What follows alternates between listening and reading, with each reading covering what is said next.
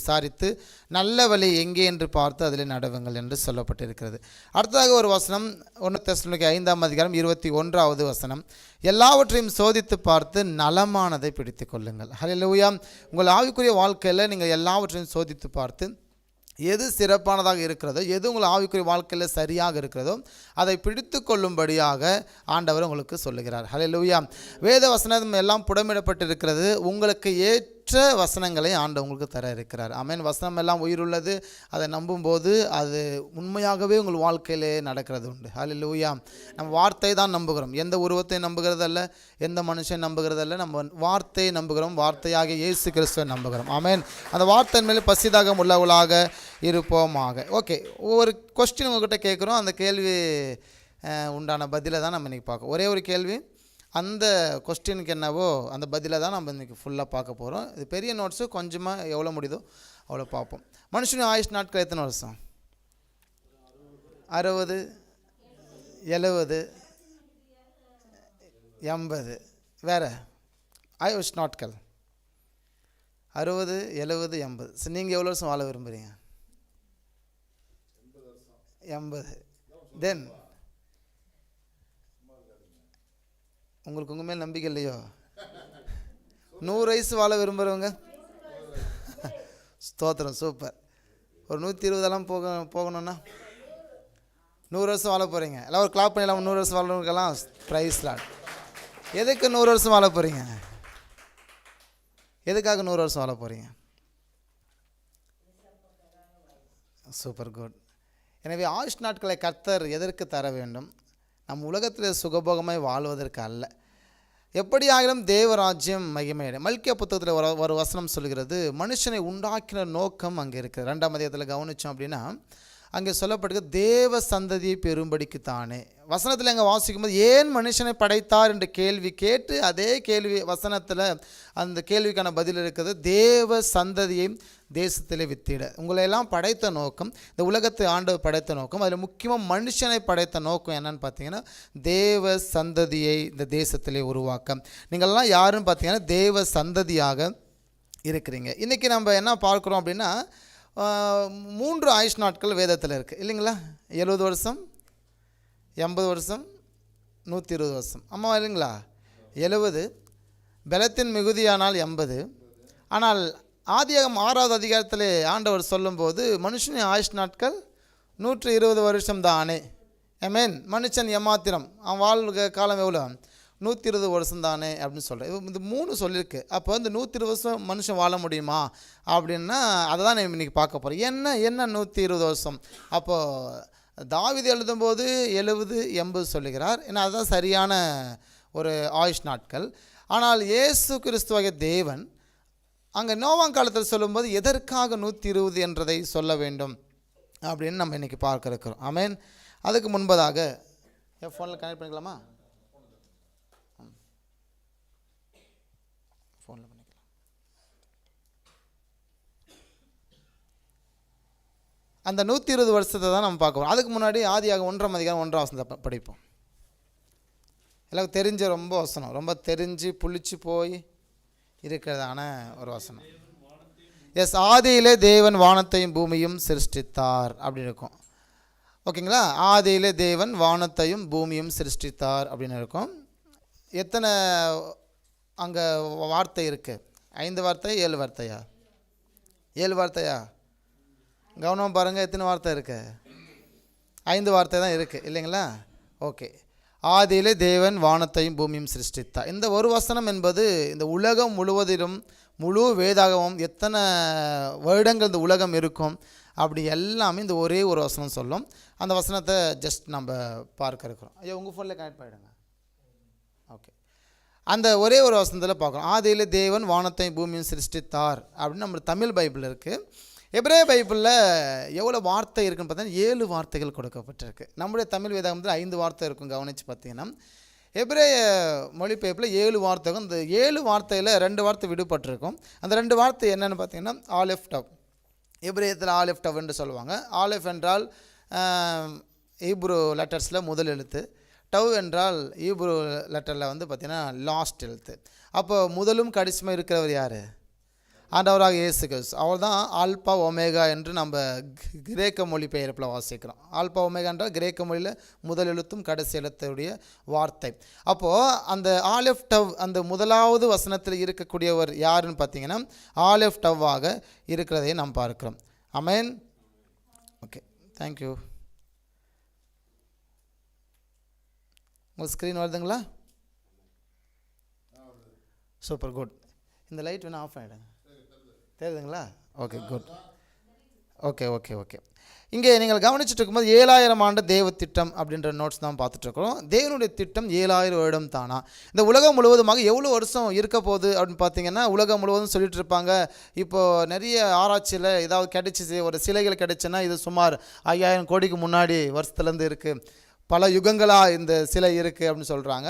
அதெல்லாம் ஒன்றும் கிடையாது. உலகம் ஆண்டவர் ஆரம்பிக்கப்பட்ட நாளிலிருந்து உலகம் முடிவு வரை பார்த்திங்கன்னா டோட்டலாக 7000 இயர்ஸ் தான். இந்த உலகம், இந்த பூமி, நீங்கள் பார்க்குற பூமி, நீங்கள் பார்க்குறதான சூரியன், சந்திர நட்சத்திரங்கள் எல்லாம் 7000 ஆண்டு மட்டும்தான் இந்த பூமியில் இருக்கும், ஐ மீன் உலகத்தில் இருக்கும். அதற்கு பிற்பாடு நீங்களாம் பைபிளில் படிச்சிருப்பீங்க, ஆண்டவர் அந்த 1000 வருட அரசாட்சிக்கு வரும்போது எல்லாமே ஆண்டவர் அழிச்சிடுவார். அந்த 1000 வருஷத்து முடியும் போது 7000 இயர்ஸ் முடியும் போது இந்த உலகம் என்ன செஞ்சு முடியும். இப்போது தேவன் என்னன்னு பார்த்தீங்கன்னா அவர் ஆரம்பமே கிடையாது. எத்தனை கோடி ஆண்டுகள் அவர் இருக்காருன்னு தெரியாது. ஒரு காலகட்டத்திற்கு பிற்பாடு எல்லையை ஆண்டவர் சூஸ் பண்ணுறாரு.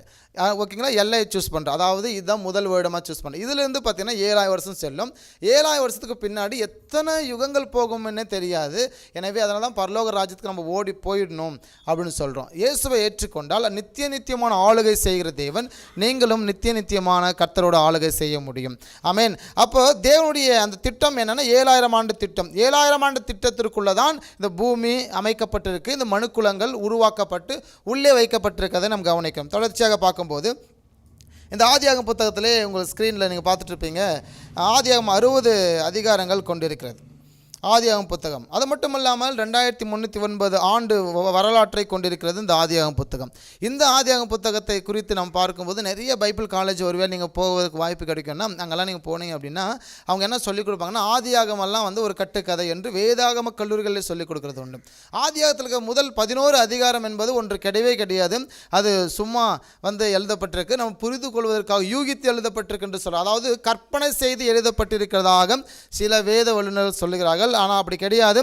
வேத வசனம் எல்லாம் ஆவியானவரால் புடமிடப்பட்டிருக்கிறது. எல்லாவற்றையும் ஏற்றுக்கொள்ள வேண்டியது அல்லாமல் ஒன்றும் தள்ளப்பட அல்ல. ஆமென். நம்ம கட்டுக்கிற வேத வசனத்திற்கு எல்லா எழுத்தின் உறுப்பும் அழிந்து போகாது என்று வேதத்தில் கவனிக்கிறோமே. அப்படி இருக்க இல்லை, இந்த ஆதியாகமம் புத்தகம் என்பது மிக முக்கியமானது. 7000 ஆண்டுகளில் ஏறக்குறைய 2300 ஆண்டுகள் நீங்கள் பார்க்குற ஆதியாகமம் புத்தகம் மாத்திரம் இருக்கிறது. அந்த ஆதியாகமம் புத்தகம் மாத்திரம் 2309 வருடங்கள்.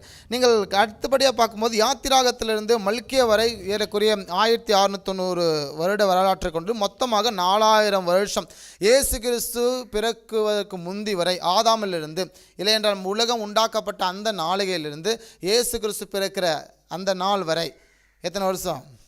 4000 வருஷம். 4000 வருஷம் தேவ திட்டம். இந்த 4000 வருஷ தேவ திட்டத்தில் என்னென்ன இருக்குது அப்படின்னு நாம் என்ன செய்ய போகிறோம், பார்க்க இருக்கிறோம். ஓகே, இங்கே நம்ம தொடர்ச்சியாக பார்க்கும்போது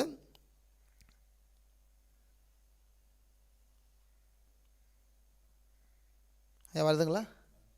ஓகே, இங்கே தொடர்ச்சியாக பார்க்கும்போது ஆதியாகமம் 5வது அதிகாரத்தில் 10 தலைமுறையும், ஆதியாகமம் 10ஆம் அதிகாரத்தில் 10 தலைமுறையும், மத்தேயு 1ஆம் அதிகாரத்தில் 41 தலைமுறையும் இருக்கும். அப்போ மொத்தமாக இயேசு கிறிஸ்துக்கு முன்பதாக வரை எத்தனை தலைமுறை இங்கே இருக்குதுன்னு பார்த்தீங்கன்னா 61 தலைமுறைகள் இருக்குது. அந்த 4000 ஆண்டுகள் எத்தனை தலைமுறை இருக்குன்னா 61 தலைமுறை இருக்கும். அப்போ ஆதியாகமம் 5ஆம் அதிகாரத்தில் மட்டும் அந்த 5ஆம் அதிகாரம் வரை மாத்திரம் 10 தலைமுறையும், 10ஆம் அதிகாரம் வரை 20 தலைமுறை இருக்கும். அப்போ யாத்திராகத்திலிருந்து, அதாவது ஆதியாகமம் 11ஆவது அதிகாரத்திலிருந்து இயேசு கிறிஸ்து வரை ஏறக்குறைய 41 தலைமுறைகளை நாம் கவனிக்கிறோம். இந்த வேத புத்தகம் என்பது ஒரு சிறப்பு வாய்ந்த புத்தகம். பழைய ஏற்பாடு சில பேர் வேண்டாம் அப்படிம்பாங்க, புதிய ஏற்பாடு தான் வேணும் அப்படிம்பாங்க. ரட்சிப்புக்கு புதிய ஏற்பாடு போதும் என்று சொல்லுவாங்க. புதிய ஏற்பாடு என்பது என்னென்னு பார்த்தீங்க அப்படின்னா நிஜம், பழைய ஏற்பாடு என்னென்னு பார்த்தீங்கன்னா நிழல். அதாவது பழைய ஏற்பாடு வந்து இந்த ஸ்ட்ரக்சர் தான், புதிய ஏற்பாடு நிறைவேறுதல்னு சொல்லுவோம் இல்லைங்களா. பழைய ஏற்பாடு சாயல், புதிய ஏற்பாடு வந்து அந்த நிஜத்தில் இருக்கும். அது சாயலின் படி ஆண்டவர் ரூபிக்கப்பட்டிருக்கு. அப்போ பழைய ஏற்பாடு எல்லாமே உங்கள் ஆவிக்குரிய வாழ்க்கையில் வேரூன்றி நிற்பதற்கான ஒரு சொல். ஆமென். பழைய ஏற்பாடில் இருக்கிற எல்லா வசனமும் எல்லா விதமான வார்த்தைகளும் நீங்கள் வேரூன்றி நிற்பதற்கான ஒரு காரியம்தான் வந்து இந்த பழைய ஏற்பாடுன்னு சொல்கிறோம். ஓகேங்களா. ஒரு ஆலமரம் இருக்குது, நீங்கள் வெளிலேருந்து பார்த்தீங்க அப்படின்னா மேலே வந்து ஒரு பெரிய ஒரு மரம், என் ஹைட்டு ஒரு மரம் தான் இருக்கும் பார்க்கும்போது. ஆனால் அதுக்கு கீழே பார்த்தீங்கன்னா ரொம்ப ட்ராக் என்ன செஞ்சுருக்கோம், அந்த ஒரு ரூட்டு நிறைய தூரத்துக்கு அது போயிருக்கும். எனவே பழைய ஏற்பாடு என்பது என்னென்னா வேர் போல், புதிய ஏற்பாடு என்பது மேலே இருக்கிற மரம் போல். ஆமென். மேலே இருக்கிற மரம் பார்த்தீங்க அப்படின்னா அது கனி கொடுக்க வேண்டும். கனி கொடுக்க வேண்டுமென்றால் நாங்கள் கீழே அடித்தளம் வேர் சரியாக இருக்க வேண்டும். மண் இருக்கிற இடமா இருக்கணும், நல்லா வந்து வேர் இருக்கணும், நல்லா அதுக்கு உண்டான தண்ணி வேணும். அதுக்கு எல்லாமே தான் சபைக்கு வரும். ஆமென். ஒரு மரத்திற்கு எப்படி தேவையான எல்லாமே ஒரு செடிக்கு போடுறீங்களோ அது போல தான் திருச்சபை. உங்களுக்கு தேவை எல்லாமே உங்கள் ஆத்மாவை உயிர்ப்பிக்க வைக்க. பழைய ஏற்பாடு என்பது ஒரு சரித்திர புத்தகம். அது மட்டும் இல்லாமல் 60 தலைமுறை கொண்டதான ஒரு சிறப்பு வாய்ந்த புத்தகம். இது புவியியல், பொறியியல், அரசியல், கலைவியல், அப்புறம் வந்து தாவரவியல், பொருளாதாரவியல், வரலாற்று, வானவியல், மானிடவியல், மொழிவியல் மற்றும் உயிரியல், இவ்வளவு புத்தகத்துக்கும் அடிப்படையாக பழைய ஏற்பாடு இது எல்லாமே இருக்குது. அரசியல் இருக்கிறது, கலையில் பொருள், அதாவது இன்ஜினியரிங் இருக்குது, புவியியல் இருக்குது, தாவரவியல் இருக்குது, அப்புறம் வந்து வரலாற்று போன்ற எல்லாமே நீங்கள் பார்க்கிறதான பழைய ஏற்பாட்டில் இருக்கிறது. பழைய ஏற்பாட்டிலே ஆராய்ச்சிக்காக ஏறக்குறைய 25,000 முறை ஆராய்ச்சி செய்யப்பட்டிருக்கிறது. ஹல்லேலூயா. எதற்கென்றால் இந்த புத்தகத்தை எப்படியாலும் பொய்யாக்க வேண்டும் என்று சொல்லி அறிஞர்களெல்லாம் ஆராய்ச்சி செய்தாங்க. 25,000 முறை ஆய்வு செய்தும் இது உண்மையே என்று சொன்னார்கள். ஹல்லேலூயா. எனவே உண்மையே என்று அங்கீகரித்தபடினால் உலகம் முழுவதுமாக 24 மணி நேரம் அச்சிடப்படுகிற ஒரே ஒரு புத்தகம் நமது வேத புத்தகம். பல கோடி புத்தகங்கள் விற்பனைக்கு இருக்கிறதான ஒரே ஒரு புத்தகம் நம்முடைய வேத புத்தகம். இந்த புத்தகம் மட்டும்தான் உலகம் முழுவதுமாக பல கோடி ரூபாய்க்கு வந்து விற்பனை செய்யப்பட்டிருக்கிறது. எப்பொழுதும் அச்சாகி கொண்டிருக்கிறது. எல்லா நாட்டிலும் அச்சாகி கொண்டிருக்கிற ஒரே ஒரு புத்தகம் உங்கள் கையில் இருக்கிறதான வேத புத்தகம். ஆமென். இது ஒரு அற்புதமான புத்தகம். ஓகே, இந்த 1ஆம் அதிகாரம் 1ஆம் வசனத்தை வாசிக்கும் போது ஆதியிலே தேவன் வானத்தையும் பூமியும் சிருஷ்டித்தார் என்று சொல்லப்பட்டிருக்கிறது நம்முடைய தமிழ் வேதாகமத்திலே கவனிக்கும் போது. ஆனால் இங்கே நீங்கள் பார்க்கும்போது எபிரேயத்தில் முதல் எழுத்து ஆலெஃப் என்று வருகிறது. ஆலெஃப் என்றால் என்னன்னு பார்த்தீங்கன்னா 1000 ஆலெஃப். ஆனால் ஒவ்வொரு லெட்டருக்கும் எண் மதிப்பு இருக்கும் இல்லைங்களா. அதுபோல் அந்த ஆலெஃப் என்ற எபிரேய வார்த்தைக்கு அந்த எண் மதிப்பு என்னென்னு பார்த்தீங்கன்னா 1000. அந்த ஆலெஃப் என்றால் 1000 என்று அர்த்தம். எனவே இங்கே பார்க்கும்போது ஆதியிலே தேவன் வானத்தையும் பூமியை சிருஷ்டித்தார். மனசில் ஞாபகம் வச்சுக்கோங்க, கவனமாக இருங்க, ஞாபகம் வச்சுக்கோங்க. ஆலெஃப் என்ற ஒரு வார்த்தை இங்கே வருகிறது. எனவே இந்த எபிரேய புத்தகத்தில் இந்த ஆலெஃப் என்ற வார்த்தை இந்த வேதாகமத்தில் நீங்கள் பார்க்கிற இந்த வேதாகமத்தில் 1ஆம் வசனத்தில் எத்தனை முறை வந்து 6 முறை பயன்படுத்தப்பட்டிருக்கிறது. எத்தனை முறை பயன்படுத்தப்பட்டிருக்கு? ஓகேங்களா. நீங்கள் ஒருவேளை எபிரேய காலத்தில் ஒரு கற்றுக்கொள்கிற காலத்தில் வரும்போது இந்த ஆதியாகமம் 1ஆம் அதிகாரம் 1ஆம் வசனம் என்பது ஆலெஃப் என்ற அந்த லெட்டர் வார்த்தை எபிரேய மொழிபெயர்ப்பில் 6 முறை பயன்படுத்தப்பட்டிருக்கிறது. அப்போ ஒரு ஆலெஃப் என்றால் 1000 என்றால் 6 முறைக்கு எவ்வளோ ஆகும்? 6000. அப்போ மனுஷனுடைய ஆயுஷ் நாட்கள் 6000 வருஷம் தான் வாழ முடியும். 6000 வருஷத்துக்கு மேலே ஒரு மனுஷனால் இந்த பூமியில் இருக்க முடியாது. அதுக்கப்புறம் இந்த உலகத்தை ஆட்சி செய்ய முடியாது. அதுக்கப்புறம் தேவனுடைய ஆட்சி என்று ஒன்று வருகிறது. அதுதான் 1000 வருட அரசாட்சின்னு சொல்கிறோம். அப்போ 6000 ஆண்டு தான் மனுஷன் வாழ முடியும் என்று வாசிக்கிறோம். இதை நீங்கள் கவனித்து பாருங்கள். என்ன படிக்கிறோங்க? இது வந்து தண்ணீர் உலகம். இன்றைக்கி இருக்கிறதான சயின்டிஸ்ட் இருக்கிற ஒரு 3 ஆண்டுகள் முன்பதாக அமெரிக்க விஞ்ஞானிகள் சொன்னார்கள் இந்த பூமி தண்ணீர் உலகமாக தான் இருந்திருக்கு அப்படின்ட்டு சொல்கிறார். ஆனால் நம்ம ஆல்ரெடி முன்கூட்டியே வேதாகம் வர்ணிக்கிறது இந்த பூமி தண்ணீரால் நிரப்பப்பட்டிருந்தது. அதுக்கு பிற்பாடு தான் வெட்டாந்தரை காணப்பட்டது. முழுவதுமாக இந்த பூமி முழுவதுமாக எப்படி இருந்ததுன்னா ஒரு தண்ணீர் உலகம், தண்ணி மட்டும்தான் இருந்துச்சு. இப்படியான நிலப்பரப்பு கிடையாது. அதுக்கப்புறம் தான் ஆண்டவர் வெட்டாந்தரை ஏற்படுத்தும்படி, எதற்காக? உயிரினங்கள் வாழவும் மனுஷனை உருவாக்க அவர் திட்டத்தில் இருந்தபடினாலே இந்த பூமி முழுவதுமாக தண்ணீர் நிரப்பப்பட்ட பூமியை ஆண்டவர் வெட்டாந்தரைக்கு தள்ளி வைத்தார். எனவே வெட்டாந்தரையாக கொஞ்சம் வைத்ததை அதிலே தான் ஒரு தோட்டம் ஏதேன் இருந்தது. எனவே ஏதேனுக்குள்ள ஒரு தோட்டம், அந்த தோட்டத்திற்குள் ஆதாம் ஏவாள், அந்த தோட்டத்தின் நடுவில் விருட்சத்தின் கனி. எனவே இப்படியெல்லாம் நாம் பார்க்கிறது உண்டு. இங்கே 2வது வசனத்தை நாம் கவனிக்கும் போது பூமியான ஒழுங்கின்மையும் வெறுமையுமாய் இருந்தது, ஆழத்தின் மேல் இருந்தது, தேவ ஆவியானவர் ஜலத்தின் மேல் அசைவாடி கொண்டிருந்தார். இந்த எபிரேயர் வசனத்திலே நீங்கள் அது எப்படி சொல்லப்பட்டிருக்குன்னு சொல்லி பார்த்தீங்கன்னா இங்கே கவனிங்க. மேலும் இந்த பூமி ஒழுங்கற்றும் வெறுமையுமாய் போனது, இருள் ஆழத்தின் மேல் இருந்தது, தேவ ஆவியானவர் அசைவாடி கொண்டிருந்தார் அந்த தண்ணீர்களின் மேல். இங்கே கவனிக்கும் போது அந்த நிலப்பரப்பு கிடையாது, ஒன்லி தண்ணீர் மட்டும்தான் சூழ்ந்திருந்த இந்த பூமி.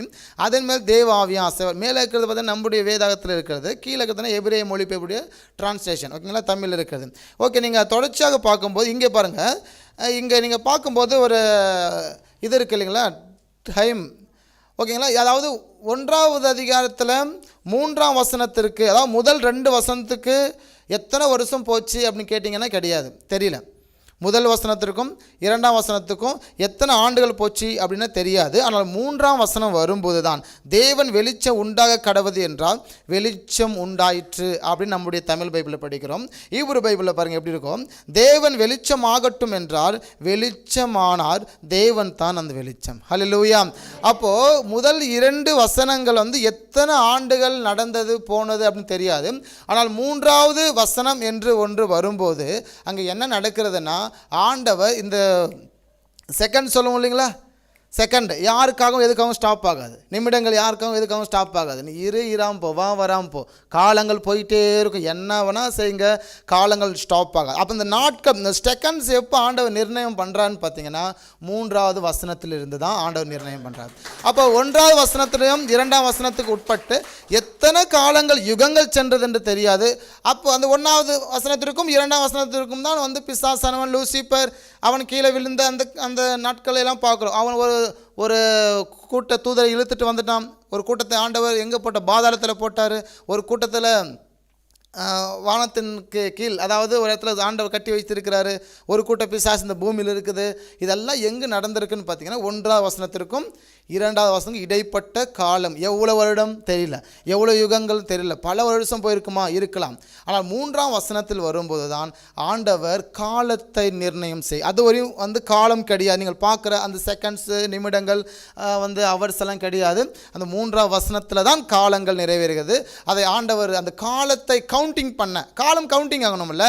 6000 இயர்ஸ் தான் இந்த பூமி இருக்கணும், 6000 வருஷத்துக்கு மேலே இந்த பூமி இருக்கக்கூடாது.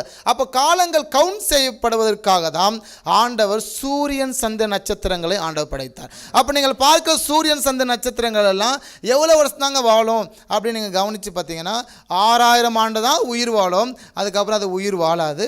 6000 வருடம் தான். அது காலங்களை நிர்ணயிப்பதற்காகவே ஆண்டவர் சூரியன் சந்திர நட்சத்திரத்தை படைத்திருக்கிறார். நீங்கள் படிக்கிற வேதாகமத்தில் முதல் அதிகாரத்தில் அந்த வசனங்கள்லாம் இருக்கிறது உண்டு. ஆமென். அப்போது ஆண்டவர் 1ஆவது அதிகாரம் 3ஆம் வசனத்துக்கு பிற்பாடு தான் ஆண்டவர் என்ன செய்கிறார்னா, அந்த உலகம் எத்தனை காலம் இயங்க வேண்டும் என்ற அந்த ஸ்டார்டிங் பாயிண்ட்டை அவர் நிர்ணயிக்கிறார்.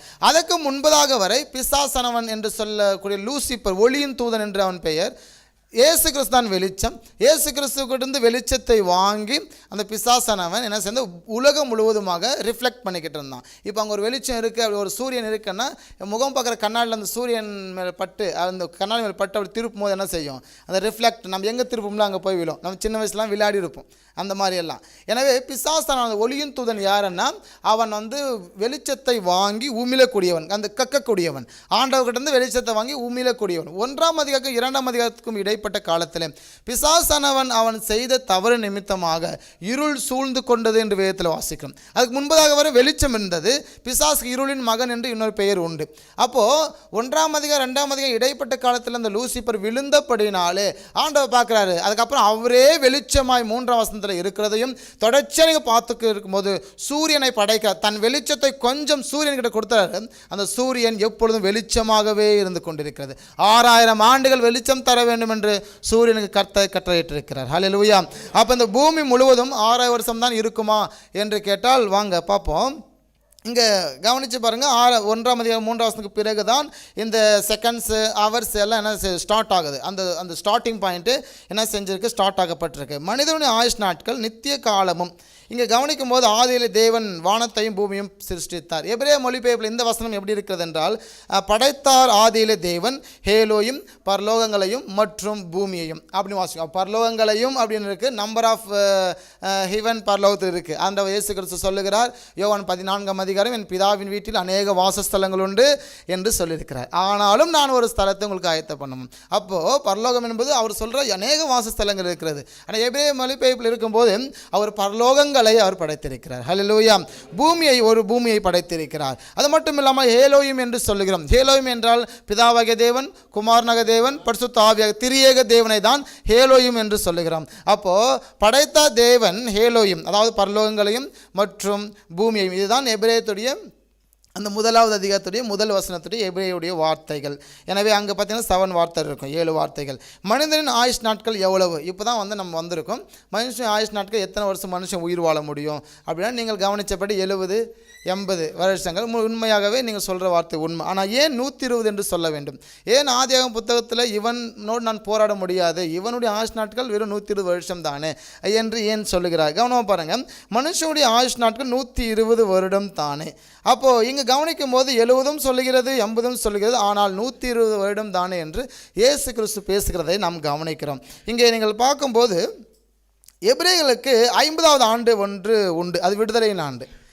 ஓகேங்களா? 50வது வருஷம் இருக்குது. இப்போ கவனித்து பார்த்தீங்கன்னா 50 வருஷத்துக்கு ஒரு டைம் அவங்க பெரிய ஃபங்க்ஷன் கொண்டாடுவாங்க. அது விடுதலை ஆண்டு என்று அவர்கள் சொல்லுவாங்க. எப்படி விடுதலை ஆண்டுன்னு பார்த்தீங்க அப்படின்னா, நம்ம வில்லேஜில் கூட சில தான் கவனிச்சிருப்பீங்க. சில கோவிலுக்கு பார்த்தீங்கன்னா 18 வருஷம் கோட்டை தான் பண்டிகை நடக்கும், 20 வருஷம் கோட்டை தான் பண்டிகை நடக்கும்.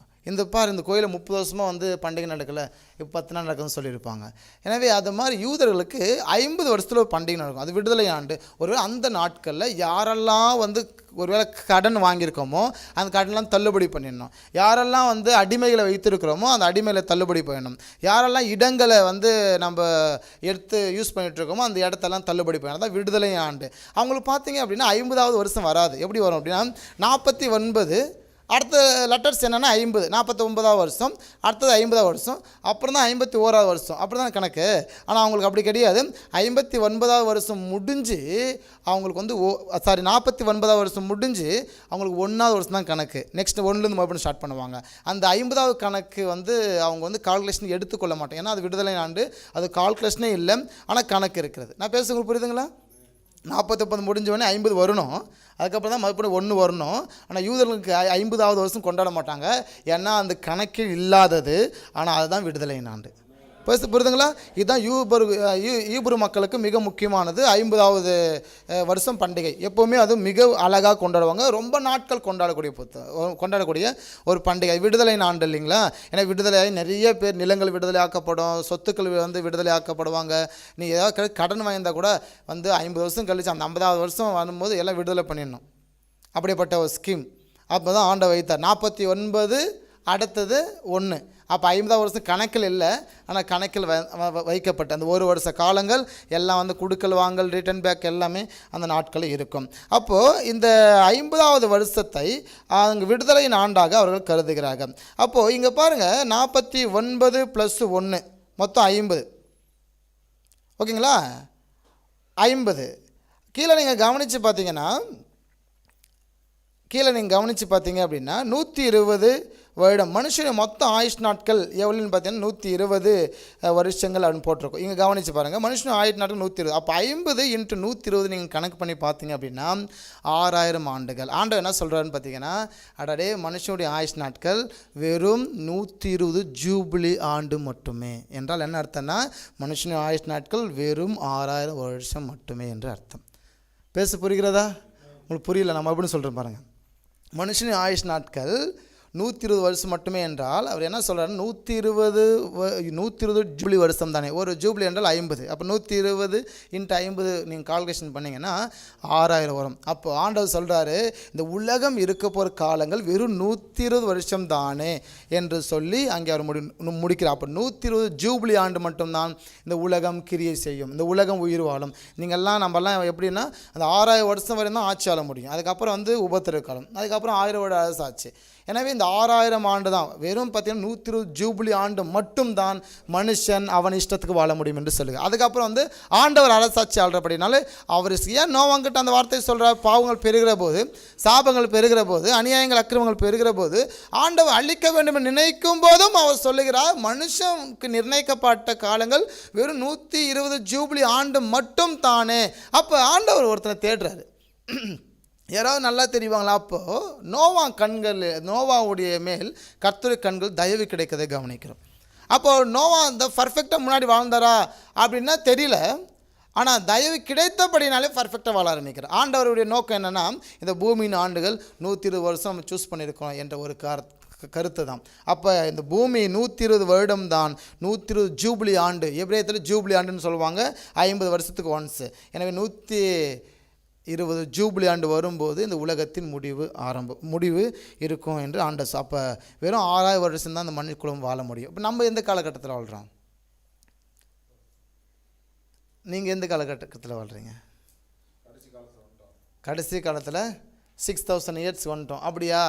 நான் 6000 இயர்ஸில் இருக்கேன், அப்போ எப்போ உலக அழியான்னு தெரிஞ்சிச்சா அப்படின்னு அதுவும் கிடையாது. ஆண்டவர் வந்து ட்விஸ்டி வச்சுருக்கிறாரு. என்னென்னு பார்த்தீங்கன்னா, யோசுவா காலத்தில் சூரியன் நிற்கிது, யுத்தங்கள் நடக்கும்போது. எத்தனை நிற்கிது தெரியல, புரியுதுங்களா சொல்கிறது? ஒரு இடத்துல வந்து அந்த பூமியை சுத்தப்படுகிறது. அது எவ்வளோ நாள் சுற்றிச்சு, எவ்வளோ தூரம் சுற்றிச்சு தெரியல.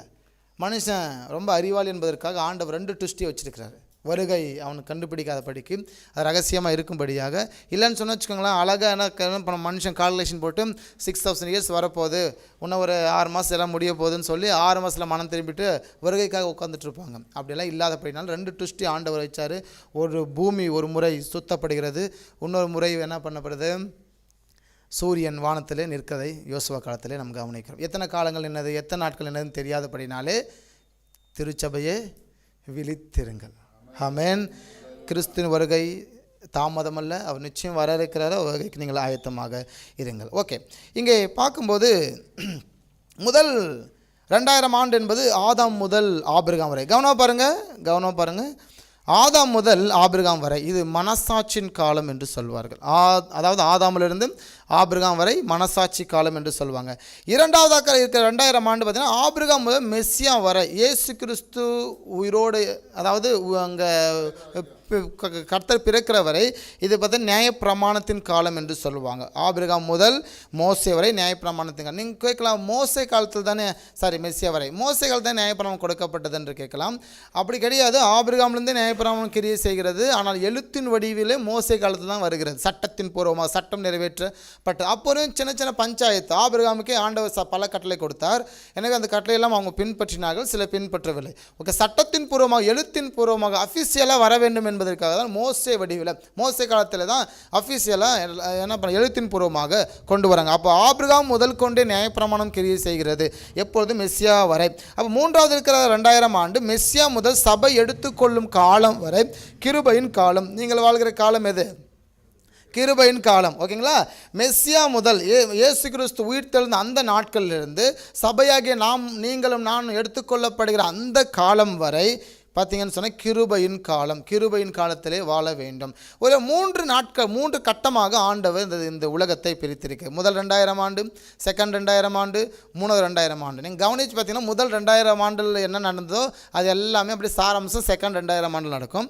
2000 ஆண்டில் என்னென்ன நடந்துச்சோ அந்த சாராம்சம் அப்படியே மூணாவதுக்கு 2000 ஆண்டில் நடக்கும். இங்கே பாருங்கள், அடுத்த ஸ்க்ரீனை பார்க்கும்போது நீங்கள் கவனமாக உங்களுக்கு புரியும். இதை நீங்கள் மறுபடியும் ஒரு டைம் நம்ம படிப்போம். முதல் 2000 ஆண்டு ஆதாம் முதல் ஆபிரகாம் வரை. எப்பயுமே மறக்கக்கூடாது. நீங்கள் பைபிள் படிக்கும் போது தான் தெளிவாக என்ன செஞ்சுக்கணும், புரிஞ்சு படிக்கணும். இதை புரிஞ்சு படிச்சிங்க அப்படின்னா நிறைய சுவாச வேதத்தில் இருக்குது. ஆமாம், அது ரொம்ப முக்கியமானது, உங்களுக்கு சிறப்பாக இருக்கும். ஆதாம் முதல் ஆபிரகாம் மனசாட்சியின் காலம். மனசாட்சியின்படி ஒரு வாழ்ந்து இருந்தால் தான் அவன் ஜெயிக்கப்படுவான். ரெண்டாவதாக ஆபிரகாம் முதல் இயேசு கிறிஸ்து வரை, மெஸ்ஸியா வரை நியாயப்பிரமாணத்தின்படி ஒருவன் வாழ்ந்திருந்தால் தான் அவன் ஜெயிக்கப்படுவான். மூன்றாவதாக மெஸ்ஸியா முதல் இயேசு கிறிஸ்து உயிரோடு எடுத்துக்கொள்ளப்பட்ட அந்த நாட்களிலிருந்து நீங்களும் நானும் எடுத்துக்கொள்ளப்பட போகிற 2ஆம் வருகை மட்டுமாக கிருபையின் காலம். ஒருவன் கிருபை என்றதான இயேசுவை அணிந்து கொண்டால் தான் அவன் பிழைக்க முடியும். 3 காலகட்டத்திலும் வெவ்வேறான இருக்கும். ஒருவேளை இந்த காலகட்டத்தில் நான் ஒருத்தர் இருக்கிறான், ஒரு ரொம்ப தூரத்தில் எவ்வளோ இன்டீரியர் வில்லேஜில் இருக்கிறாங்க, அவங்களுக்கு இயேசுவை பற்றி தெரியாது, இயேசு யாருன்னே சொல்ல கிடையாது, அவன் மரித்து போனான். இப்போ கர்த்தருக்கு முன்னாடி முன்னாடி வந்து நியாயஸ்தானத்தில் நிற்கிறார். அவர் சொல்கிற, ஆண்டவரே இயேசுவே தெரியாது, ஒருவேளை நியாயப்பிரமாணத்தின்படி அவன் வாழ்ந்திருக்கானாம் என்று ஆராயப்படும். ஆண்டவரே எனக்கு நியாயப்பிரமாணம் தெரியாது, மோச தெரியாது, ஒருவேளை ஆரோன் யாருமே தெரியாது என்று அவன் சொல்வானால் மனசாட்சியின்படி வாழ்ந்திருக்கானா என்று அவன் ஆராயப்படும். அப்போது இயேசு தெரியல அப்படின்னா நியாயப்பிரமாணப்படி வாழ்ந்திருக்கிறார் என்று ஆராயப்படும். அப்படி நியாயப்பிரமாணமும் தெரியலிங்க, மோசஸ் யாருன்னு தெரியாது என்று அவங்க சொல்வாங்கன்னா ஒருவேளை மனசாட்சியின்படி வாழ்ந்திருக்கிறார் என்று ஆராயப்படும். ரோமர் புத்தகத்தில் 1:19-20 ஆகிய வசனத்தில் கவனிக்கும் போது அவங்க மனசாட்சியும் அவங்களுக்கு சாட்சி கொடுக்கிறபடினாலே என்று கவனிக்கிறோம். அப்போது மனசாட்சியின்படி அவன் வாழ்ந்திருக்கான். யாருமே கிறிஸ்து தெரியாதுன்னு சொல்ல முடியாதுங்க. அப்படி தெரியாவிட்டாலும் பரவாயில்ல, மனசாட்சியின்படியாக வாழ்ந்திருந்தால்தான் அவனுக்கு பரலோக ராஜ்யத்தை ஆண்டவர் தர இருக்கா. 3 காலகட்டத்தை தேசத்திலே ஆண்டவர் என்ன செய்தால் நிர்ணயம் செய்து வைத்திருக்கிறான். இங்கே பார்க்கும்போது, இங்கே கவனமாக பார்க்கும்போது இங்கே பாருங்கள், எந்த வருடம் ரத்தம் சிந்தப்பட்டு 3 காலகட்டத்தில் ரத்தம் சிந்தப்பட்டிருக்கிறது, பலிகள் எடுக்கப்பட்டிருக்கிறது, எடுத்துக்கொள்ளப்பட்டவர்கள் இருக்கிறாங்க, ஆசாரியன் இருக்கிறார். இங்கே முதல் 2000 ஆண்டில் ரத்தம் சிந்தப்பட்டது ஏதேன் தோட்டத்தில், முதல் ரத்தம் சிந்தப்பட்டது ஏதேன் தோட்டத்தில். 2வது பலிகள் செலுத்தப்பட்டது ஆபேல், ஓகேங்களா, ஆபேலுடைய பலி. 3வது எடுத்துக்கொள்ளப்பட்டது முதல் 2000 ஆண்டில் ஏனோக்கு. அடுத்தபடியாக அந்த நாட்களில் ஆசாரியன் யார்? மெல்கிசேத் என்பவன் ஆசாரியன். எனவே மெல்கிசேத் அந்த ஆசாரியனுக்கு எல்லா வகையிலும் தசமாக கொடுக்கிறதை நாம் பார்க்குறோம். எனவே ஆபிரகாம் காலத்தில் எல்லாவற்றையும் தசமாக கொடுக்கிறதையும் கவனிக்கிறோம். 2வதாக இருக்கிற 2000 ஆண்டிலே ஆட்டின் ரத்தம் தான் அன்றைக்கி சர்வாங்க தகன பலி, பாவ நிவாரண பலி, குற்ற நிவாரண பலி எல்லாம் ஆட்டை அடித்து ரத்தம் சிந்தப்பட வேண்டும். அந்த ஆட்டை அடிக்கும்போது ரத்தம் முழுவதும் வெளியேற்றப்பட வேண்டும். வெளியேற்றப்பட்டால் தான் அந்த பலிகளை கர்த்தர் நுகர்வார், அங்கீகரித்தார்னு வாசிக்கிறோம். அதனால தான் இயேசு கிறிஸ்து உடைய ரத்தம் என்ன செய்யப்பட்டது? முழுவதுமாக இந்த உடல்லேருந்து முழு ரத்தம் வெளியேற்றப்பட்டது. நம்ம அந்த சிலுவை தியானத்தை பற்றி பார்க்கும்போது அதெல்லாம் உங்களுக்கு சொல்லி கொடுத்துருப்போம், அதெல்லாம் நீங்கள் கவனிச்சிருப்பீங்க. அப்போ ஆட்டின் ரத்தம் அந்த நாட்களில் யார் பலியானாங்க? ஆசாரியர் பலியானார். சவுல் மன்னன் ஆசாரியர்கள் தேவாலயத்தில், அதாவது ஆசாரிப்பு கூடத்தில் வைத்து அநேகரை வெட்டி போட்டதை கவனிக்கிறோம். அடுத்து எடுத்துக்கொள்ளப்பட்டது எலியா. அடுத்தது ஆசாரியனா பிரதான ஆசாரியன், ஆரோனுடைய வம்சாவளியாகிய பினேகாசுடைய அந்த வம்சம், பினேகாசுடைய வம்சம் தான் பிரதான ஆசாரியத்துவத்தில் இருக்கிறாங்க. 3வதுக்கு 2000 ஆண்டிலே ஆட்டுக்குட்டியானவரே இயேசு கிறிஸ்துவின் ரத்தம் சிந்தப்பட்டது, நமக்காக பலியானது. இயேசுவே பலியானார். எனவே எடுத்துக்கொள்ளப்பட்டது இயேசுவே. இயேசு சொல்லுகிறார், நானும் முதலும் கடைசியுமாக இருக்கிறேன். அவரையெல்லாம் ஒருவனும் பரலோகத்துக்கு ஏறல. இன்றைக்கி ஒருவேளை பரலோகத்து நான் போகிறேன் வரேன் அப்படின்னாங்கன்னா எல்லாமே ஏமாத்துறாங்கன்னு அர்த்தம். புரிதுங்களா சொல்கிறது? அவர் சொல்லியிருக்கிறார், நானே வந்து உங்களை கூட்டிக்கிட்டு போகிறேன்றார். நான் புரியுதுங்களா இல்லையா உங்களுக்கு? புரியுது. நானே வந்து கூட்டிகிட்டு போகிறேன்னு சொல்லிக்கிறாரு. இன்றைக்கி அநேகர் என்ன செய்கிறாங்கன்னா பரலோகத்துக்கு போகிறதாக சொல்லிக்கொண்டு போகிறாங்க வராங்க. ஓகே, அவங்கள பற்றி நம்ம விட்டுருவோம். எனவே நிச்சயமாக அவர் சொல்லியிருக்கிறார், நான் போய் தேற்றவன் அனுப்புவேன், மறுபடியும் வந்து உங்களை கூட்டிகிட்டு போவேன்னு சொல்லியிருக்கிறேன். ஆமென். அப்போ எந்த தேவையில்லாத உபதேசத்தையும் நீங்கள் நம்பாதபடிக்கு வசனத்தை மேல் தாகம் கொண்டிருங்க.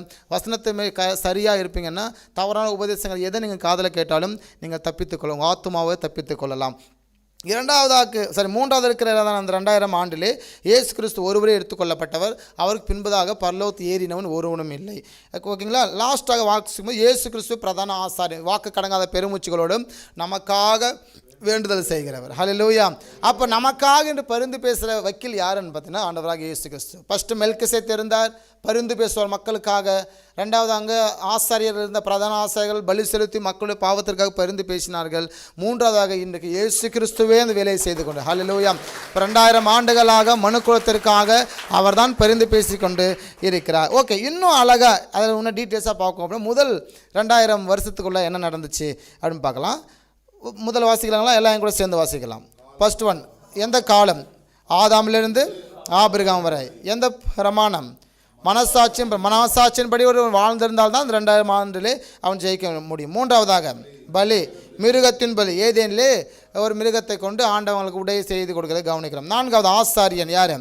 மெல்கிசேத். 5வதாக நாமம். அந்த நாட்களில் எலியோன் என்ற நாமம் தேவனுக்கு கொடுக்கப்பட்டது. அப்படின்னு பார்த்தீங்கன்னா மக்கள் அப்போ கர்த்தரை ஆராதிக்கும் போது எலியோன் என்று சொல்லி ஆராதனை செய்தார். ஒவ்வொரு காலகட்டத்திற்கும் தேவனுடைய பெயர்கள் என்ன செய்தது மக்கள் மாற்றி அமைத்தார்கள். அப்போ முதல் 2000 ஆண்டிலே ஆண்டவருக்கு எலியோன் என்ற பெயரை வைத்து தான் பலிகளை செலுத்த. இப்போ நம்ம என்ன சொல்லி பலி செலுத்துகிறோம்? இயேசு கிறிஸ்து என்ற நாமம். ஆமாம் இல்லைங்களா? நம்ம இருக்கிற ஸ்தோத்திர பலி, நம்ம என்ன செஞ்சாலும் திருமணம், சாவு, நல்லது கெட்டது, வந்தது போனது, என்ன செய்தாலும் இயேசு நாமத்தை சொல்லி தான் நம்ம செய்கிறோம். ஹல்லேலூயா. அதுபோல தான் முதல் 2000 ஆண்டுகளில் எல்லியோன் என்ற வார்த்தை, அந்த நாமத்தை பயன்படுத்தி தான் பலிகளை செலுத்த வேண்டும், செலுத்தினார்கள். அதுக்கப்புறம் பார்க்கும்போது முதல் அந்த இரத்த சாட்சி அந்த காலகட்டத்தில் யாருன்னு பார்த்தீங்கன்னா ஆபேல் தான் அந்த நாட்களில் இரத்த சாட்சியாக இருக்கிறதை நாம் பார்க்குறோம். அடுத்தபடியாக 7th ஒன் பார்க்கும்போது எடுத்துக்கொள்ளப்படுறது யாருங்க? ஏனோக்கு. முதல் 2000 ஆண்டு எடுத்துக்கொள்ளப்பட்டது ஏனோக்கு. அந்த நாட்களில் 8வது பார்க்கும்போது முதல் நியாயத்தீர்ப்பு என்னதுன்னா வெள்ளப்பெருக்கம், 2வது நியாயத்தீர்ப்பு என்ன சோதோம் கொமோர். பெரிய அழிவு, இந்த பூமியிலே மிகப்பெரிய அழிவு, அந்த வெள்ளப்பெருக்கத்தை கவனிக்கிறோம். 2வதாக சோதோம் கொமோர் பட்டணம் அழிந்ததையும் நாம் கவனிக்கிறோம். அந்த நாட்களில் அது மிகப்பெரிய ஒரு பட்டணம், பெரிய சிட்டியாக இருந்தது, பெரிய பொருளாதார சிட்டியாக இருந்தது. அந்த பாவங்கள் பெருக்கம் அதிகமாக இருந்தபடினாலும் அந்த இடத்தை அழிக்கிறதையும் நாம் பார்க்குறோம் ஆபிரகாம் காலத்தில், லோத் என்ற இடத்துல. இது முதல் 2000 ஆண்டுக்குள் இருக்கிறதான இந்த காரியங்கள். இதே ஸ்ட்ரக்சரில் இதே மாதிரி அந்த 9 பாயிண்டில் செகண்ட் 2000 ஆண்டில் இதே காரியங்கள் கிரியை செய்திருக்கிறது. அந்த என்ன காலங்கள் பார்த்திங்கன்னா ஆபிரகாம் முதல் மெஸ்ஸியா வரை, இயேசு கிறிஸ்து வரை. 2வதாக என்ன, அது 2வது கொடுத்துருக்கு பிரமாணம். ஒரு நியாய பிரமாணத்தின்படி வாழ்ந்திருந்தால் அது அவன் சரியாக அவன் எடுத்துக்கொள்ளப்படுவான். ஓகே. 3வது என்ன பலி? ஆட்டுக்குட்டியின் பலி. ஆட்டுக்குட்டியின் பலியினால தான் அந்த குற்ற நிவாரண பலி, பாவ நிவாரண பலியெல்லாம் இடப்பட்டது. ஆண்டவர் அதை நுகர்ந்தார் என்று வாசிக்கிறோம், அவங்க பாவத்தை மன்னித்தார் என்று கவனிக்கிறோம். அப்போ 3வது. 4வதாக ஆசாரியன் ஆரோன் வழி. ஆரோன் வழி தான் ஆசாரியன். ஆரோனுடைய மகன் எலியேசருடைய மகன் பினேகாசுடைய வம்சாவளி தான் பிரதான ஆசாரியன். எனவே கவனிக்கிறோம் பிரதான ஆசாரியத்துவம். அடுத்தபடியாக நாமம், யெகோவா நாமத்தை தொழுது கொண்டார்கள். அவர் நாமம் யெகோவா என்று பார்க்கிறோம். பழைய ஏற்பாட்டில் யெகோவா என்று அந்த செகண்ட் இருக்கிற அந்த 2000 ஆண்டில் யெகோவா என்று பார்க்குறோம். முன்னாடி இருக்கிற 2000 ஆண்டில் படித்தோம் எலியோன் என்று பார்த்தோம். எலியோன் நாமத்தினாலே அவர் பலிகளை ஏறெடுத்தார்கள், காணிக்கைகளை கொடுத்தார்கள். செகண்ட் இருக்கிற 2000 ஆண்டில் என்ன இருக்குது? யெகோவா நாமத்தை கொண்டு அவர்கள் பலிகளை செலுத்தினார்கள், அவர் நாமத்தை மகிமைப்படுத்தினார்கள். இரத்த சாட்சி கர்த்தருடைய ஆசாரியர்கள். ராஜாக்கள் புத்தகத்தில் நம்ம கவனிக்கும் போது அங்கே ஆசாரியர்களை ஆலயத்துக்குள்ளே விட்டுட்டு எல்லாரும் வெட்டி போடுகிறதை கவனிக்கும். ஆசாரியர்கள் இரத்த சாட்சியை மறிக்கிறார்கள். எடுத்துக்கொள்ளப்படுது யார்? எலியா. நம்ம ராஜாக்கள் புத்தகத்தில் கவனிக்கிறோம் 1ஆம் ராஜாக்களில். எனவே எடுத்துக்கொள்ளப்படுகிறது எலியா எடுத்துக்கொள்ளப்படுகிறதை நாங்கள் கவனிக்கிறோம். முதல் நியாயத்தீர்ப்பு யார்? அபிராம். யார் இதுனா மோசஸ் காலத்தில் அவர்கள் தொடர்ச்சியாக அவர் முறுமுறுத்து கொண்டே இருந்தபடினா பூமி தன் வாயை பிளந்து அவர்கள் விழுங்கி கொண்டது. அது மட்டும் இல்லாமல் அது ரொம்ப ஆச்சரியமானது என்ன அப்படின்னா, இப்போ பூமி தன் வாயை பிளந்து இங்கே இருக்கிற பாதி பேர் உள்ள விழுங்கிச்சு வச்சுக்கோங்க. மற்றவங்க மனநிலை எப்படி இருக்கும்? ஒரு பக்கம் நம்ம போயிடுவோம்னு பயம் இருக்கும், இன்னொரு பக்கம் எப்படியோ அவங்க சொத்தெல்லாம் யாருக்கு? நமக்கு தான் அப்படின்னு இருக்கும் இல்லைங்களா? நிச்சயமாக. ஆனால் அங்கே நடந்தது வேறு. வேதத்தில் கவனிக்கும்போது அவர்கள் பொருட்கள் எல்லாமே விழுங்கி போட்டதான். அப்போது கொஞ்சம் தூரத்தில் அங்கே வீடு இருக்கும், இங்கேருந்து உங்கள் பஸ் ஸ்டாண்டு தூரம் ஒரு வீடு இருக்கும். இப்போ அந்த வீட்டுக்கிட்ட இருக்கிற இந்த நபருடைய வீடு அங்கே இருக்குன்னா அவர் வீடு, அவருடைய பொருள் எல்லாமே அந்த பூமி அங்கே ஓப்பன் ஆகி அந்த கூடத்தை எல்லாம் விழுங்கி போட்டது. மேலே பார்த்தா வெறும் தரையாக இருந்தது. புரியுதுங்களா பேசுகிறது? அப்போ மிகப்பெரிய ஒரு அழிவு அந்த நாட்கள்லேயே அங்கே நடந்தது. 2வதாக பார்க்கும்போது 40 வருடம் வனாந்தரத்தில் அவங்க முறுமுறுத்து கொண்டு நிறைய பேருக்கு அடிமைகளாக அவங்க இருந்தார்கள். பயந்து எப்போ எதிரிகளை நம்மளை தாக்குவாங்கன்னு தெரியாமல் பயந்து தான் அவர் நாங்கள் பயந்து தான் இருந்தாங்க. பயத்திலேயே அவங்க இருந்ததை 40 ஆண்டுகள் கவனிக்கிறோம். அப்போ இரண்டு பிரச்சனை அந்த 2000 ஆண்டுக்குள்ளே, 2000 ஆண்டுக்குள்ளே நடந்தது. ஓகே, இப்போ ஒரு டைம் ரீகால் பண்ணுவோம். நம்ம முதல் 2000 ஆண்டில் ஆதாமிலிருந்து ஆபிரகாம் வரை, ஓகேங்களா? 2000 ஆண்டு இப்போ பார்க்குறது 2வது ஆபிரகாம் முதல் இயேசு கிறிஸ்து. முதல் இருக்கிற பிரமாணம் மனசாட்சியின் பிரமாணம், செகண்ட் இருக்கிற பிரமாணம் நியாய பிரமாணம். சூப்பர். 3வது இருக்கிறதான பலி. முதலாவது இருக்கிற 2000 ஆண்டில் என்ன பலி இட்டது? மிருகத்தின் பலி. நீங்கள்லாம் சொல்லணும், ஓகேங்களா? நீங்கள்லாம் சொல்லணும். 2வது இருக்கிற 2000 ஆண்டில் என்ன பலி? ஆட்டுக்குட்டியின் பலி. ஓகே, ஆசாரியன் முதல் யார்? ஃபஸ்ட் 2000 ஆண்டில் மெல்கிசேத். செகண்ட் இருக்கிற 2000 ஆண்டில் ஆசாரியன் யார்? ஆரோன் வம்சாவளி, ஓகேங்களா? அடுத்தபடியாக முதல் இருக்கிற 2000 என்ன ஆண்டவுக்கு நாமம் கொடுக்கப்பட்டிருந்தது? எலியோ என்ற நாமம் கொடுக்கப்பட்டிருந்தது. 2வது இருக்கிற 2000 ஆண்டில் யெகோவா என்ற நாமம் கொடுக்கப்பட்டிருந்தது. முதல் இரத்த சாட்சியை மறித்தவங்க யார்? ஆபேல், ஓகேங்களா? 2வதாக இரத்த சாட்சியை மறித்தவர் ஆசாரியர்கள். தேவாலயத்திலே ஆசாரியர்கள் மறிக்கிறத பார்க்குறோம். எடுத்துக்கொள்ளப்படுதல் முன்னாடி யார்? ஏனோக்கு, செகண்டு எலியா என்று பார்க்குறோம். முதலாவது அங்கே கவனிக்கும் போது மிக 2 அழிவு பார்க்குறோம். முதல் 2000 ஆண்டில் நோவாங் காலத்தின் அழிவு, ரெண்டாவதாக சோதம் குமர பட்டினம். 2வது வருஷத்தில் 2வது ட்ராக்கில் கவனிக்கும் போது 2000 ஆண்டில் 2 அழிவை பார்க்குறோம். ஒன்று மோசஸ் காலத்தில் நடந்தது, 2வது அதே 40 ஆண்டுகள் அவங்க வனாந்தர பயணம். இது மிகப்பெரிய அழிவு, மிகப்பெரிய சிம்பிளாக சொன்ன போனால் எகிப்திலிருந்து வெளியே வந்த ஏறக்குறைய 25 லட்சம் ஜனங்களும் அந்த வனாந்தரத்திலே மரித்து போனார்கள். புரிதுங்களா சொல்கிறது? வனாந்திரத்திலே பிறந்தவர்கள் யாரோ அவர்கள் மாத்திரம்தான் ஒதுக்கப்பட்ட கானானுக்குள் பிரவேசித்தார்கள் ஒழிய அங்கே எகிப்திலிருந்து வந்த 2 பேர் மட்டும்தான். அவளை மீறி மற்ற எல்லோரும் அந்த வனாந்தரத்தில் 25 லட்சம் ஜனங்களும் அழிந்து போனார்கள். வனாந்தரத்தில் பிறந்தாங்க 40 வருஷத்தில் பிறந்தவர் மட்டும்தான் எங்கே போனாங்கன்னு பார்த்தீங்கன்னா அந்த கானானுக்குள் பிரவேசித்தார்கள். மிகப்பெரிய ஒரு அழிவு அங்கே கண்டது. 3வது இருக்கிற 2000 ஆண்டு. இந்த 2000 ஆண்டு யாருன்னா நீங்களும் நானும். நீங்கள் வாழ்கிற காலம்தான் இந்த 2000 ஆண்டு. 3வது இருக்கிற 2000 ஆண்டு என்பது இயேசு கிறிஸ்து உயிர்த்தெழுதல் முதல் நம்முடைய ஆண்டவர் நம்ம எடுத்துக்கொள்ளப்பட போகிற அந்த 2ஆம் வருகை மட்டுமாக இந்த காலம். நீங்களெல்லாம் எடுத்துக்கொள்ளப்பட போகிறீங்க. நீங்களாம் மனவாட்டியாக திருச்சபை, மனவாட்டியாக சபையாக இருக்கிறீங்க. 2வதாக இது வந்து கிருபையின் காலம். ஃபஸ்ட் எனக்கு காலம் பார்த்தோம் மனசாட்சியின் காலம், செகண்ட் என்ன காலம் பார்த்தோம் நியாயப்பிரமாணத்தின் காலம், 3வது என்ன காலம் பார்த்துட்ருக்குறோம் கிருபையின் காலம். நீங்கள் எந்த காலத்தில் வாழ்ந்துட்டுருக்கீங்க? கிருபையின் காலத்தில் நீங்கள் வாழ்ந்துட்டுருக்கீங்க. ஒருவேளை இயேசுவே உங்கள் இந்த ஊரில் இயேசுவே தெரியல, ரொம்ப கிராமம், இயேசுவே தெரியல, பாஸ்டர் அந்த ஏரியாவுக்கு போனதில்லை அப்படின்னா ஒரு மரித்திருப்பான். அவன் கடவுள்கிட்ட போவானா வழக்கம் போல் நியாயப்பிரமாணத்தின்படி வாழ்ந்திருப்பானா என்று அவனை ஆராய்ச்சி செய்யப்படும். ஒருவேளை நியாயப்பிரமாணமும் தெரியலிங்க, மோசே ஆபிரகாமெல்லாம் அவ்வளோ நாலேஜ் இல்லை, எங்கள் ஊருக்கு அவங்களாம் வந்திருப்பாங்களா அப்படின்னு அவன் சொல்லுவான்னா மனசாட்சியின்படி வாழ்வான் என்று பார்க்கப்படும். மனசாட்சிப்படி ஒருவனை ஆராய்ச்சி செய்தால் அவன் மாட்டிக்கின்னு தான் வேண்டியிருக்கு. ஆமாவா இல்லைங்களா? ஒரு மனுஷன் பிறப்பதும் வாழ்வதும் மரிப்பதும் பின்பு நியாயத்தீர்ப்பு அடைவதும் மனுஷனுக்கு நியமிக்கப்பட்டிருக்கிறது. அவன் வாழ வேண்டும். இந்த 3 ட்ராக் இருக்குது. ஒன்று அவன் மனசாட்சியின்படி வாழ்ந்திருக்க வேண்டும், இல்லைன்னா நியாயப்பிரமாணத்தின்படி வாழ்ந்திருக்க வேண்டும், இல்லைன்னா கிருபையின்படி வாழ்ந்திருக்க வேண்டும். இந்த 3இன் படி வாழ்ந்திருக்க வேண்டும். ஏதோ ஒரு வகையில் அவன் வாழத்தான் வேண்டி இருக்குது. மோசே தெரியல, இயேசு தெரியல, ஓகே மனசாட்சிக்காவது வாழ்ந்தியா, மனசாட்சிப்படி இருந்தியான்னு சொல்கிறோம்ல, அப்படியாவது வாழ வேண்டும். அவனு கர்த்தர் நியாயம் தீர்க்கும் போது அதை அவனுக்கிட்ட கேட்பார். ஓகேங்களா? அதில் கவனிக்கும் போது கிருபையின் காலம். 3வதாக பார்க்கும்போது ஆட்டுக்குட்டியானவரின் பலி. இயேசு கிறிஸ்துவே பலியானார். அவர் முதலும் கடைசியுமானவர். முதல் ஏதேன் தோட்டத்தில் மிருகம் அடிக்கப்பட்டது, 2வது ஆடு அடிக்கப்பட்டது. இதெல்லாம் அடிக்கப்பட்டு மனுஷனுடைய பாவங்கள் நிவர்த்தி ஆன பாடு இல்லை. எனவே 3வதாக ஒரு ட்ராக்கில் அடிக்கப்பட்ட அந்த இயேசு என்ற பாவம் முந்தி இருக்கிற மனுஷனுடைய பாவத்தையும் பிந்தி நம்முடைய பாவத்தை நிவர்த்தி செய்தது. ஹல்லேலூயா! இயேசுவின் ரத்தம் சகல பாவங்கள் நீக்கி நம்மை சுத்திகரிக்கும். ஆமென். எல்லாவற்றிலும் பாதுகாப்பை நமக்கு கொடுக்கும். இயேசுவின் ரத்தம் தான் முதலும் கடைசியுமாக இருக்கிறது. பலிகள் இனி அங்கீகரிக்கப்படாது என்று பவுலடியார் சொன்னார். பலிகள் முதலும் கடைசியும் இயேசு ஒருவரது. இயேசு அல்லாமல் வேறொரு பலிகள் அங்கீகரிக்கப்படவே படாது என்று சொன்னார். ஆமென். அப்போ இயேசுவின் பலிதான் கடைசியான பலி. அந்த பலியினாலே முந்தி இருக்கிறவர்களும் ரட்சிக்கப்பட்டு ஆசீர்வதிக்கப்பட்டார்கள். பிந்தி இருக்கிற நாம், அந்த பலிக்கு பின்னாடி இருக்கிற நாமும் ரட்சிக்கப்பட்டு ஆசீர்வதிக்கப்படுகிறோம். இயேசுவின் ரத்தம் சகலவற்றையும் உங்களை சுத்தமாக்கும். இயேசுவின் ரத்தம் நம் வாழ்க்கையில் மிக முக்கியமானது. இயேசுவின் ரத்தம் தான், அவருடைய ரத்தத்தினால் நம்ம கழுவப்பட்டு இருக்கிறோம், பரிசுத்தமாக்கப்பட்டிருக்கும். எனவே அது மட்டும் இல்லாமல் இங்கே ஆசாரியன் யாருன்னு பார்த்தீங்கன்னா இயேசு கிறிஸ்து. இயேசு தான் ஆசாரியனாக இருக்கிறார். நம்ம காலத்தில் யாரும் வந்து உங்களுக்காக என்ன செய்ய வேண்டியதில்லை, பரிந்து பேச வேண்டிய அவசியம் இல்லை. உங்களுக்காக ஜெபிக்கலாம், உங்கள் ஊழியர் ஜெபிக்கலாம், உங்களுடைய நண்பர் ஜெபிக்கலாம், ஒரு விசுவாசி ஜெபிக்கலாம்.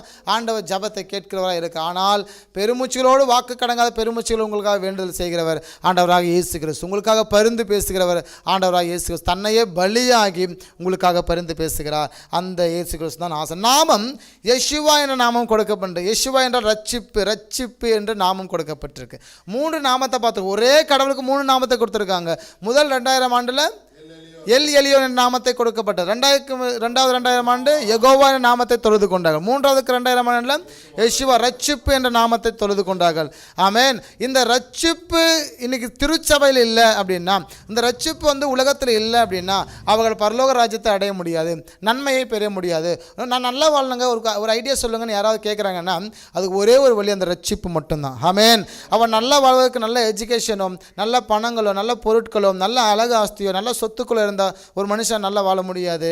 நிச்சயமாக அவனுக்கு என்ன தேவை? ரட்சிப்பு தேவை. இயேசுவின் ரட்சிப்பு தேவை. ஆமென். இயேசுவால் பெறுகிற ரட்சிப்பு தேவை. அவரால் கொடுக்குற ரட்சிப்பு தான் உலகத்தில் இருக்கிற வரை உனக்கு சொந்தமாகும். உலகத்தை விட்டு நீ பிரிந்து போகும்போது கூட நீங்கள் சதா காலம் உயிர் வாழ வேண்டுமானால் இயேசு என்றதான் ரட்சிப்பை பெற்றுக்கொள்ள வேண்டும். அவர்தான் யேசுவா ரட்சிப்பு இரட்சகன், ரட்சிப்பின் நாயகன். ஆட்டுக்குட்டியானவர் அவருடைய ரத்தத்தை சிந்தி நமக்கு ரட்சிப்பை கொடுத்திருக்கிறார். இரத்த சாட்சி ஸ்தேவான் முதல் இன்று வரை. முதல்லாம் பார்த்தீங்கன்னா ரத்த சாட்சி ஒருவராக இருந்தது. கவனித்து பார்த்தீங்கன்னா முதல் ரத்த சாட்சி ஆபேல் நீதிமானுடைய ரத்த சாட்சி ஒரு நபர். ரெண்டாவது ஆசாரியர்கள் அப்படின்னு பார்க்குறோம், ஒரு குறிப்பிட்ட சிலர் பார்க்குறோம். மூணாவது பார்த்தீங்கன்னா பெருங்கூட்ட கிறிஸ்தவர்கள், கோடிக்கணக்கான கிறிஸ்தவர்கள் ரத்த சாட்சியை மறித்திருக்காங்க. முதல்ல பார்த்தீங்கன்னா நம்பரில் இருக்குது ஒரு நபர். செகண்டில் பார்த்தீங்கன்னா ஒன்றுக்கும் மேற்பட்ட சிலர். மூணாவது பார்த்தீங்கன்னா பெருங்கூட்டம். ஸ்தேவான் முதல் கொண்டு ஒருவேளை நீங்களும் நானும் இரத்த சாட்சியை மறிப்போம்னா நம்ம காலம் வரை இரத்த சாட்சி அந்த தேசத்தில் சிந்தப்பட்டு நாம் என்ன செஞ்சுருக்கோம், மறிக்கப்பட்டிருக்கோம் அர்த்தம். அப்போது மூன்றாவதாக இருக்கிற 2000 ஆண்டு இரத்த சாட்சி என்னென்னா ஸ்தேவான் முதல் கொண்டு இன்று வரை இரத்த சாட்சிகள், கோடிக்கணக்கான இரத்த சாட்சிகள் மறித்திருக்கிறது. இந்த இரத்த சாட்சிகள் எல்லாம் தேவனை நோக்கி கூப்பிட்டு கொண்டே இருக்கிறது. ஆமாவா இல்லைங்களா? வெளிப்படுத்துகிற விசேஷத்தில் கவனித்து பார்த்தீங்கன்னா இந்த இரத்த சாட்சியெல்லாம் ஓயாமல் கர்த்தரை என்ன செஞ்சிட்ருக்கு, கூப்பிட்டுருக்கு. ஆண்டவரே இவங்களை பழி வாங்க மாட்டிங்களா, இவங்களை அழிக்க மாட்டிங்களா, இவங்கெல்லாம் எனக்கு கொடுமை பண்ணாங்களே, இவங்களை விட்டு வச்சுருக்கீங்களேன்னு சொல்லி. ஆனால் கீழே கவனிக்கும் போது ஆண்டவர் சொல்கிறார், நான் பழி வாங்காமல் இல்லை, கொஞ்ச காலமாகிலும் அவங்க மேல் இரக்கமாக இருக்கிறேன் அப்படிங்கிறாரு. கொஞ்ச காலம் அவங்க விட்டு வச்சுருக்கேன். ஒருவேளை ஒரு 300 வருஷத்துக்கு முன்னாடி உங்கள் ஊரில் இந்த ஓசூர் பாகலூர் வழியாக நிறைய ஊழியக்காரங்க அப்போ மிஷினரி மகள் ஒருவே இங்கே ரத்த சாட்சியாக அந்த மண்ணில் இருந்திருப்பாங்கன்னா, அந்த இரத்த சாட்சியான விழுந்து அடிக்கப்பட்டு இருக்கிற இந்த இரத்த பூமியாக இந்த இடம் இருந்திருக்கோம்னா நம்மளாம் யாருமே ரட்சிக்கப்பட மாட்டோம். ஆமாவா இல்லைங்களா? இயேசு கிறிஸ்துவின் சுத்த கிருபையினால் அவர்கள் இரத்த சாட்சியை மறித்தும் அவர்கள் தொடர்ச்சியாய் ஆண்டவர்கிட்ட போராடியும் நீங்கள் ரட்சிக்கப்பட்ட காரணம் கொஞ்ச காலமாக விட்டு வச்சுருக்காரு. ஹல்லேலூயா. அந்த கொஞ்ச காலத்தில் நீங்களாம் நானும் நீங்களாம் தப்பித்து கொண்டவர்கள். நம்ம கொஞ்ச காலத்தில் அப்போ மாட்டிக்கிட்டீங்கலாம் அந்த ரத்த சாட்சிக்கு பதில் சொல்லி ஆகணும். புரியுதுங்களா சொல்கிறது? ஓசூரில் எவ்வளோ ரத்த சாட்சி மறித்து 2000 வருஷமாக எவ்வளோ மிஷினரிமாக வந்திருப்பாங்க அந்த வழியாக, எவ்வளோ இடத்துல ஊழியம் பண்ணியிருப்பாங்க, எவ்வளோ இந்த இடத்துல எத்தனை பேர் சுற்றி இருப்பாங்க, இந்த இடத்துல சுற்றி எவ்வளோ பேர் ரத்தம் சிந்தக்கப்பட்டிருக்கோம். அப்போ அவர்களுடைய ரத்த சாட்சிக்கெல்லாம் நம்மளால் குற்றவாளியாக நிற்போம்னா நம்மளால் ஏமாத்துறோம். நம்ம தேவனோட ரட்சிப்பினால கொஞ்சம் இரக்கத்தினால தான் இந்த சபைகள் என்று ஆசீர்வதிக்கப்பட்டு கொண்டு இருக்குது. எடுத்துக்கொள்ளப்படுதல் யாருன்னா கிறிஸ்தவர்கள். இன்னும் அது நடக்கலை, ஆனால் நடக்கும். நீங்களாம் வர தயாராக இருக்கீங்களா? ஆமாம், ஓகேங்களா? நீங்களாம் வர போகிறீங்க, நீங்களாம் பரலோக ராஜ்யத்துக்கு வர போகிறீங்க. எனவே எப்போவுமே சில பேர் கஷ்டம் வந்தால் ஆண்டவரே என்னை எடுத்துக்கோங்கன்னு அழுவோம், ஜெபிப்போம். நீங்களாம் ஜெபிக்கிறீங்கல்ல? கஷ்டம் வந்துட்டு ஆண்டவரே உலகம் அழியக்கூடாதா, வருகை வந்துடக்கூடாதா அப்படின்னு பார்த்துட்ருப்போம். உலகம் அழிய வேண்டும் என்று நினைக்கிறவனுக்கு ஐயோ என்று வேதம் சொல்லுகிறது. புரியுதுங்களா? அவர் வருகை ரொம்ப சாதாரணமானது கிடையாது, ரொம்ப பயங்கரமானதுன்னு வசனத்தில் எழுதப்பட்டிருக்கிறது. ஒரு அம்மா என்ன பண்ணாங்க, எப்போவுமே ஏதாவது ஜபத்துக்கு போயிட்டு அழுவாங்க. அந்த அம்மாவுக்கு ஹஸ்பண்டு கிடையாது. அந்த அம்மாவுக்கு 5 பிள்ளைங்க இருக்கிறாங்க. எப்போவுமே உட்காந்துட்டு ஜெபம் பண்ணுவாங்க, ஆண்டவரே 5 பிள்ளைகளும் ஊதாரித்தனமாக போயிட்டாங்க, 5 பிள்ளைகளும் குடிக்கிறாங்க, வீட்டிலே கொண்டு வந்து குடிக்கிறானுங்க, ஏமாத்துறானுங்க, வேலைக்கு போகாமல் இருக்கிற சொத்தெல்லாம் அழைக்கிறாங்க, அதனால் நான் சாக போகிறேன், என்னை எடுத்துக்கொள்ளுங்கன்னு எப்போ பார்த்தாலும் எதையாவது ஒன்று ஜெபம் பண்ணிட்டு இதே மாதிரி புலம்புவாங்க, எடுத்துக்கொள்ளுங்க என்ன. இவங்க 5 பேரும் பேச்சு கேட்குறதில்ல. இது என்ன செய்கிறாங்கன்னா 5 பேரும் கவனிக்கிறாங்க, நம்ம அம்மா நம்மளால் ரொம்ப கஷ்டப்படுறாங்க, அதனால் என்ன பண்ணணும்னா அம்மாவுக்கு ஏதாவது நம்ம சொல்லி புரிய வைக்கணும் அப்படின்னு சொல்லிட்டு அம்மா ஒரு நாள் வெளில ஒரு மீட்டிங் அட்டென்ட் பண்ணிட்டு வராங்க. வழக்கம் போல் அவங்க முகம் கழுவிட்டு ஃப்ரெஷ் ஆகிட்டு அவங்க கட்டில் மேலே உட்காந்து ஜெபம் பண்ணாங்க, ஆண்டவரே என்னை எடுத்துக்கொள்ளுங்கன்னு சொல்லி. அதுக்கு முந்தி அந்த அம்மா வருவதற்கு முன்பதாக இந்த 5 பசங்களும் அந்த ரூம்குள்ளே போயிட்டு கட்டிலுக்கெல்லாம் 4 பேர் ஒழிஞ்சிக்கிட்டான். மேலே ஸ்லாப்பில் ஒருத்தன் ஒழிஞ்சிக்கிட்டான், ஒரு நபர். கட்டிலுக்கு 4 பேர் இருக்கான். அம்மா வழக்கம் போல் ஃப்ரெஷ் ஆகிட்டு முட்டி போட்டு ஜெபம் பண்ண, ஆண்டவரே எடுத்துக்கொள்ளுங்க நான் வந்துடுறேன்னு சொல்லி எடுத்துக்கொள்ளுங்கன்னு சொல்ல இந்த கீழே 4 பேர் என்ன பண்ணாங்க, அந்த கட்டில் அப்படியே அழகாக தூக்குனாங்க. மேலே இருக்கிற ஆள் டக்குன்னு அந்த லைட்டு சுவிட்ச் ஆன் பண்ணிட்டு, மகளே இப்பொழுது உன்னை எடுத்துக்கொள்வேன் என்று சொல்லும் போது அப்படியே அந்த கட்டில் மேலே வருது. இந்த அம்மா ஸ்தோத்திரம் சொல்லி கொண்டது. இவங்க திடீர்னு பயந்து போய், ஐயோ ஆண்டவரே என்னை விட்டுருங்க வேண்டாம், நான் சும்மா தான் சொன்னேன், என்னை விட்டுருங்கன்னு சொன்னாங்களாம். எதற்காக? இப்போது ஒரு கஷ்டம் வரும்போது அப்போ தான் அந்த அம்மாவுடைய விசுவாசம் அந்த பிள்ளைகளை பற்றி அந்த அம்மாவுக்கு புரிந்தது. எவ்வளோ போலித்தனமான ஒரு விசுவாசமாக இருக்குது. ஒரு கஷ்டம் பிரச்சனை வரும்போது எடுத்துக்கொள்ளப்பட வேண்டி, நீங்கள் சாவதற்காக அல்ல, நீங்கள் மரிப்பதற்காக ஆண்டவங்களை தேர்ந்தெடுக்கணும். எடுத்துக்கொள்ளப்பட வேண்டும் என்று துடிக்கிறோமே, அதற்காக உங்களை ஆண்டவர் தேர்ந்தெடுக்கல. அழகான ஒரு வசனம் சொல்கிறது. மல்கியா 2:11 கவனிக்கும் போது, அது வருஷத்தை வாசிச்சிருங்க. மல்கியா 2ஆம் அதிகாரம் 11ஆம் வசனம்.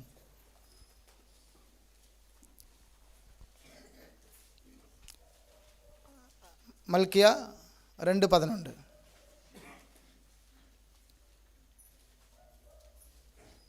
எடுத்துங்க வாசிங்க. 2:11 அது. அப்போ 15 வாசிங்க. மல்கியா 2:11. ஓகே, படிங்க. எஸ், என்ன வசனங்க ஐயா அது? Okay, good. 15. அவர் ஒருவனை அல்லவா படைத்தார், ஆவி அவரிடத்தில் பரிபூர்ணமாக இருந்ததே. ஓகே, போதும். இங்கே நீங்கள் கவனிக்கும்போது பார்த்தீங்கன்னா, ஆண்டு உங்களை படைச்சது நோக்கம் தேவ பக்தியுள்ள சந்ததியை பெறும்படிக்கு, தேவ சந்ததியாக இந்த பூமியில் வாழ்வதற்கு, மரிப்பதற்காக அல்ல. எப்பவுமே நான் எதாவது புலம்பிட்டு இருப்பதற்காக அல்ல. நீங்கள் தேவனுக்கு சாட்சியாக, அப்போஸ்தலர் நடவடிக்கை புத்தகம் 1:8 கவனிக்கும்போது, நீங்கள் சாட்சிகளாக இருப்பீர்கள் என்று சொல்கிறார். ஆண்டவருக்கு நீங்கள் தான் சாட்சி. இந்த பூமியில் நீங்கள் கர்த்தருக்காக சாட்சியை வாழ வேண்டிதான் ஆண்டவர் உங்களை ஏற்படுத்துகிறார். கடைசியாக பார்க்கும்போது 2 எடுத்துக்கொள்ளப்படுதல் கிறிஸ்தவர்கள்